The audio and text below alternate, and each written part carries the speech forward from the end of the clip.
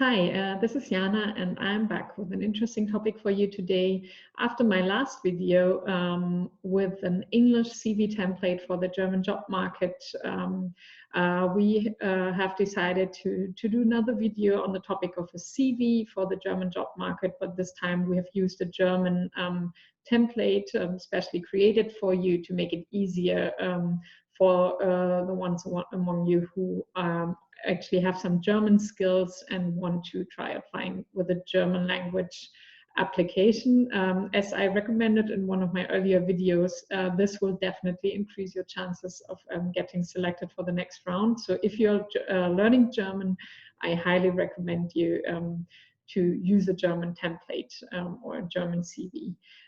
So questions I will cover today is overall formatting, of course, wording in German. We can take a detailed look at the CV, and then some general advice, some tips and tricks from my experience as a recruiter. So let me share my screen with the CV template with you to show to you. This is a fake profile. It's the same as the one I used last time in the English template version, but this time it's in German. Let me talk about the categories first. What should always be covered in your CV is, of course, personal information, which you can find here on the top. Then professional experience, which in German we call Berufserfahrung.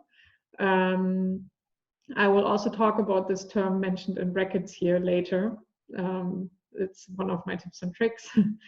Then on the second page, you will find Ausbildung, which is your education or general qualification in terms of education.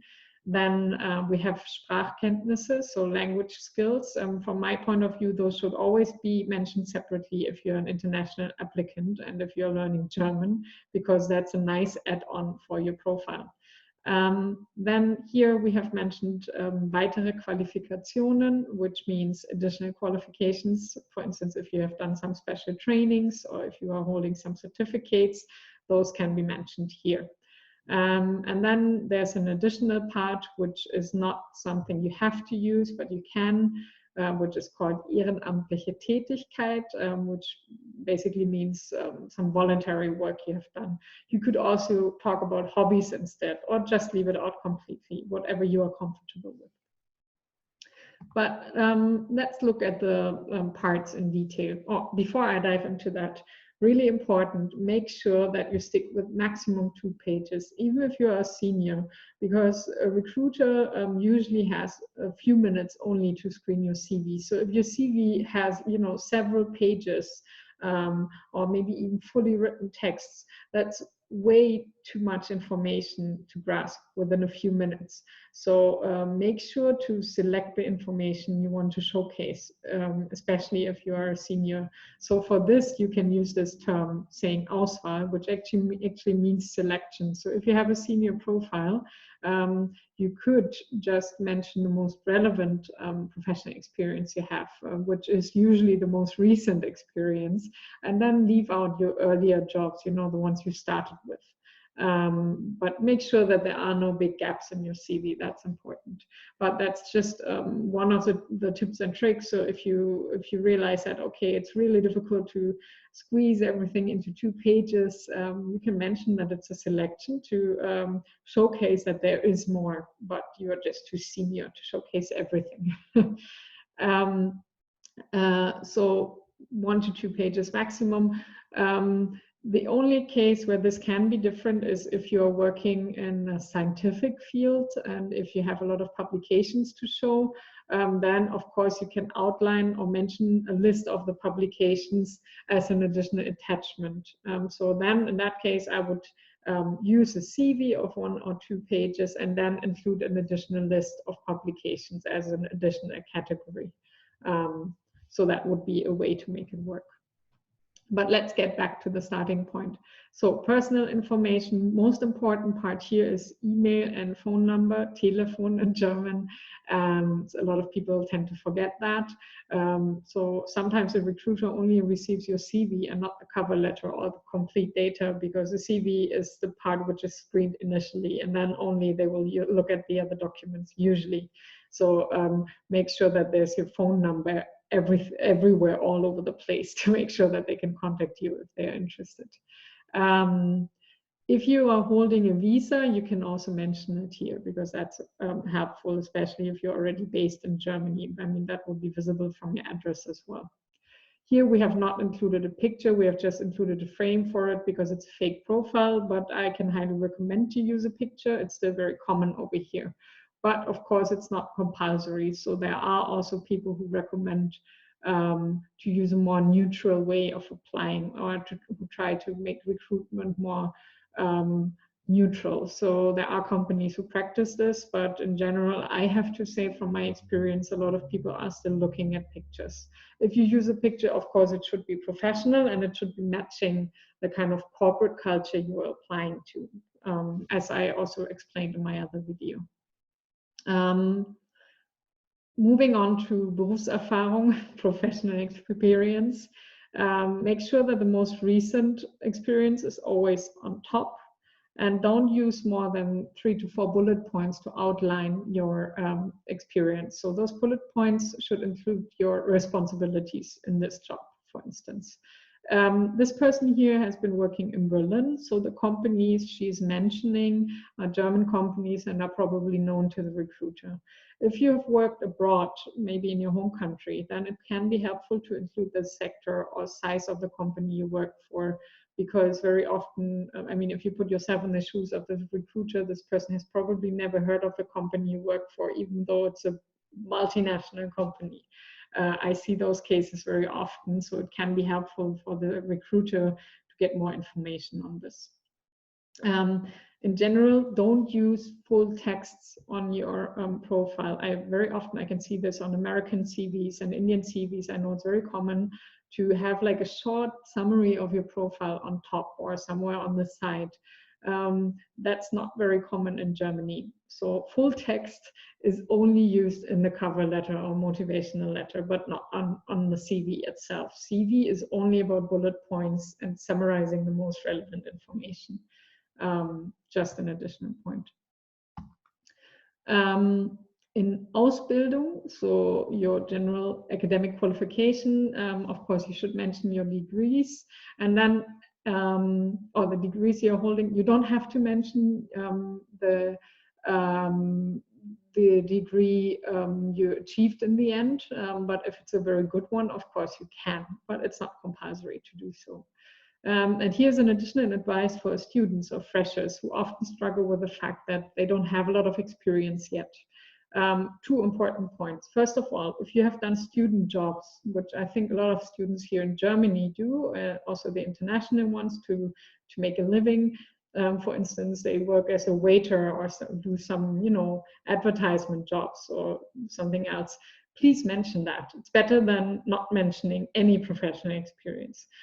Because even if you have worked as a waiter, you have already gained some experience in a working environment where you probably had a boss and some instructions to follow and certain responsibilities to take over, where you had to show some kind of discipline and so on. So this is helpful for everyone who's hiring.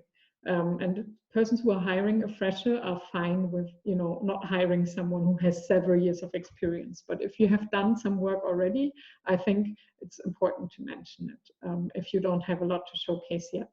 And then an additional advice, you can mention some of the courses you attended during your studies. So for instance, this person is a software developer. So here we have mentioned some of the programming skills she has on some of the classes she attended, which are relevant for the position she is applying to. So that's also a nice way to handle a kind of gap you might be feeling. So if the job post has a certain number of qualifications they are asking for, this is how you can cover them, because I'm sure if you're a fresher or a student, a lot of those qualifications were covered during your studies. So that's a nice way to add some value to your profile if you're a very junior person. You don't have to mention your high school degree, but you can if you want to. Language skills, please, please, please mention them separately if you have them. Especially if you hold a certificate from Goethe Institute, for instance, please mention the kind of level, like here it says A2, currently attending B1, it says B1 wird angestrebt if you're learning German. So this is really helpful for the recruiter to check out whether you would be able to communicate in German or not, and so on. So if you're writing a CV in German, then of course language skills should be there. And you should, I mean, then your German should be sufficient to have maybe a basic conversation. So then it's worth it mentioning this here, because it also shows your motivation. And I can only say that in Germany, of course, there are a lot of startups, especially here in Berlin, which have English as main working language. But there are still a lot of companies, especially in the traditional industries, who still have German as their main language of communication. And the traditional industries, there are a lot of jobs. So I think it's worth it learning German. That's something I keep repeating. I know every time I do a video, but it's really, really important. Yeah, so if you hold additional certificates, especially if you're a software developer or a more senior person, I think it's important to outline them separately. If you are a programmer, or as I said, a developer, you can even add a separate category mentioning programming skills, Programmiersprachen, or something else, and outline them separately, because that's one of the first checkups a recruiter will do, or the person who's, you know, would be your team lead or whatever. That's something they will pay attention to before taking you to the next level or next round of selection. The last part, ehrenamtliche Tätigkeit or hobbies, is something you don't have to mention, but if you have some interesting hobbies, or if you've done interesting voluntary work as a student, for instance, it's also something where you can, you know, easily break the ice in a first conversation. Because from my experience, for instance, I'm really fascinated by coffee. So I always mentioned that in my CV that this is something I'm really interested in. And I mean, it's such a basic thing, but I had so many conversations about this in the beginning. A lot of small talk happening about this, you know, when you kind of warm up and get to know each other. It's always good to pick a topic, and that's probably one of the topics that the recruiter will pick, something where they get a bit more, you know, personal information about you. So it can be helpful to add it if you have space. If you need the space for professional experience, of course, that's also fine. And then just some last points. Please only use one font type for the whole CV and cover letter. It should be the same. You can vary the font sizes if you want to highlight information, like that's what we have done here. We have used 2 different font sizes. It should not be more than 2 or 3 different font sizes, because the overall design should be very clean. But it should also not just be text. So don't just send a Word document, just invest some time in you know, the overall formatting. It should be a neat, clean design where it's easily possible to gain the information you need. And of course, if you are heading more towards marketing or design, then I think it's worth it investing even a bit more time.